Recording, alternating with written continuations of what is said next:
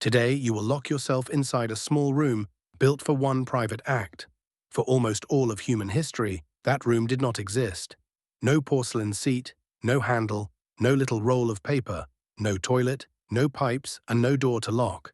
Yet for 200,000 years, every human being still had to go. So, where did everyone go?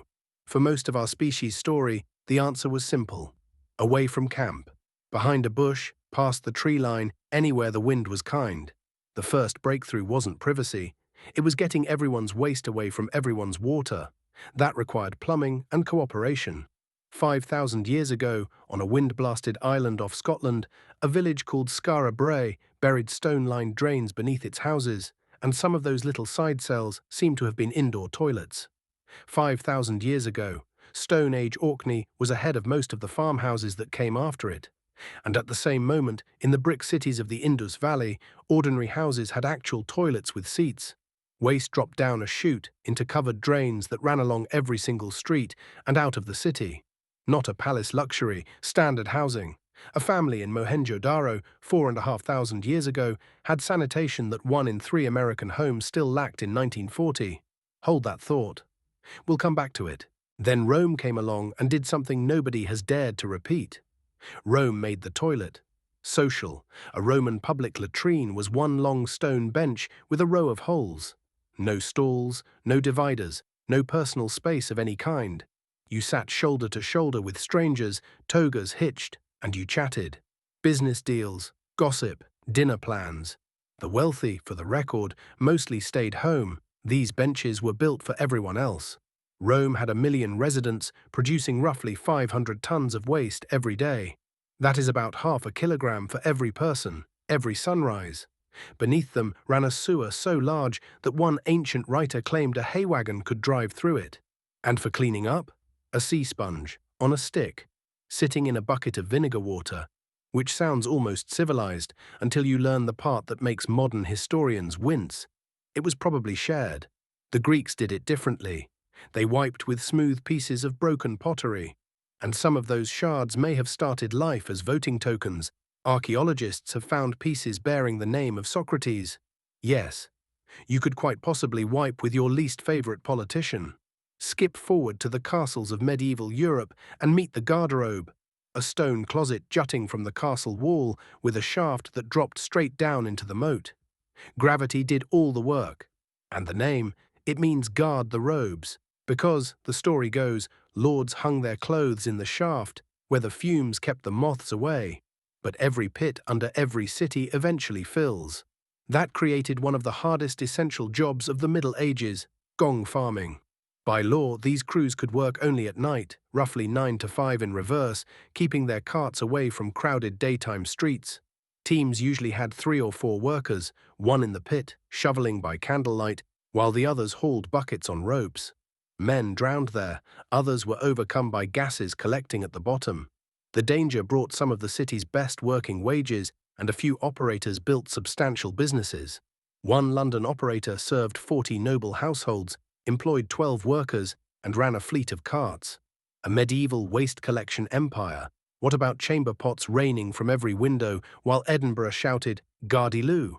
People did throw waste outside, but authorities prohibited and prosecuted it. And the endless daily downpour belongs mostly to legend.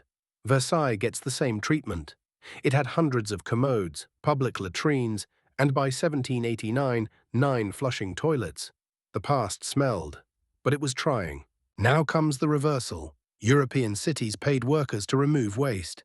In 18th century Edo, today's Tokyo, farmers paid households for permission to collect it. The city held 1 million people, and collection rights were negotiated through yearly contracts. Farmers paid in rice, vegetables, or silver because human waste became fertilizer, and fertilizer became food. The system moved roughly 500,000 tons each year, around half a ton for every Edo resident. City guilds and farming villages even negotiated prices and disputed collection monopolies. Wealthy neighborhoods commanded the highest prices. Better diets produced richer fertilizer.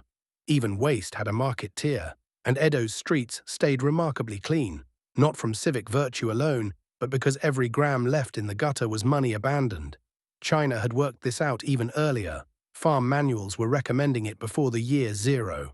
And China, the civilization that invented paper, was also the first to bring it into the bathroom. By 589, a Chinese scholar was writing that he refused to use any paper with a sage's name on it for toilet purposes. By 1393, the imperial court produced 720,000 sheets yearly, nearly 2,000 every day. The emperor's family received another 15,000 sheets, made soft and perfumed. Europe would not catch up for centuries. Rural America wiped with corn cobs, then with the Sears catalogue, until the catalogue switched to glossy paper and broke a nation's heart. So when does the flush toilet finally arrive? Earlier than you think, and nobody wanted it.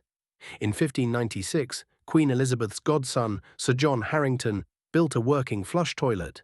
A cistern, a valve, a rush of water. He called it the Ajax, a pun, because Jakes was slang for toilet. The Queen tried it. The Queen ordered one, royal endorsement, working technology, and then nothing.